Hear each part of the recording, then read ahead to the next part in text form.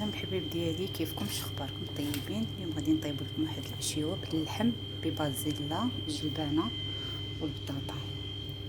كما هو غسلناه، وهنا بشرت واحد جوج بصلات وجوج فراع ديال الثومه. هنا عندي البهارات، عندي الكركم، عندي فلفل احمر، عندي الملح مالاي، عندي شويه الكزبر، عندي شويه الملوزيه.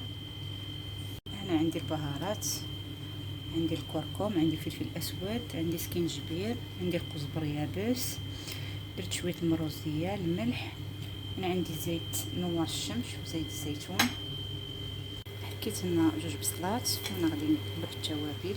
تقريبا عندي شي 2 كيلو د اللحم وشي حاجه. هنا عندي زيت الزيتون وزيت نوار الشمس.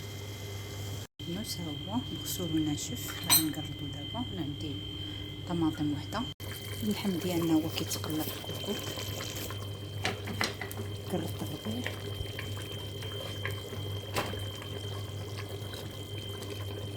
الحبيب ديالي دابا حكيت طماطم وحده، غادي نزيد على اللحم اللي في الكوكوط.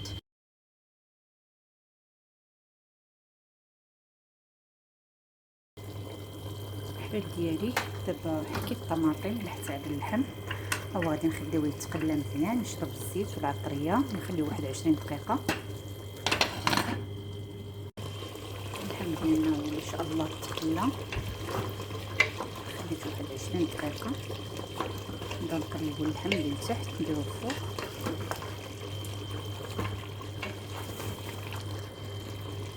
دابا غادي نروج الماء سخون.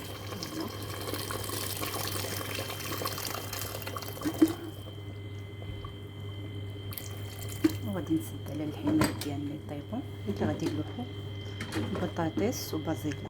البيض ديالي لقيت البطاطا دابا ها هي نقصها. وهنا عندنا بازيلا وجزانه ديال الفريغو. وهنا عندنا شويه المعدنوس والحامض المصير والفلفل الحار والزيتون على حسب اختيار كل واحد.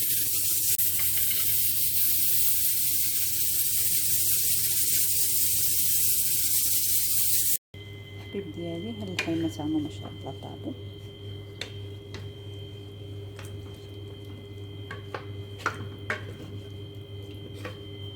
ديالي اللحم هو ما شاء الله طاب. دابا رميت البطاطا، زيت شويه الفلفل الاسود والمريقه ديالنا. هي البطيطه ديالنا ما شاء الله.